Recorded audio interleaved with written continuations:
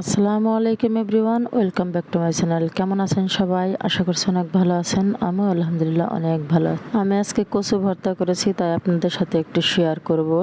আমি কচুটুকু সুন্দর করে গ্যাসের চুলায় পুড়িয়ে নিয়েছি। আপনারা যদি লাকড়ির চুলায় পোড়ায় নেন তাও হবে। আমি পুড়িয়ে নেওয়ার পরে কচুর সাথে যে ময়লা থাকে ওইগুলো পরিষ্কার করে আবার সুন্দর করে কুচি কুচি করে কেটে নিয়েছি। তার কারণ আমি এইগুলো আবার একটু তেলে ভাজবো।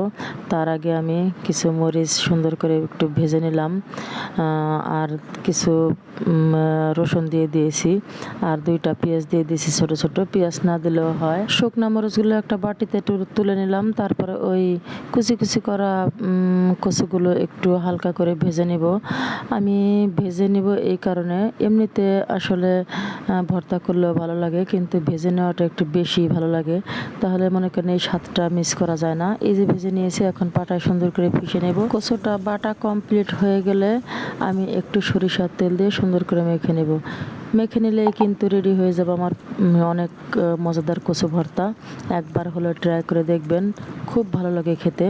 আর যদি ভিডিওটি ভালো লাগে অবশ্যই লাইক, কমেন্ট, শেয়ার করবেন, অন্যজনকে দেখার সুযোগ করে দেবেন। আল্লাহ হাফেজ সবাইকে।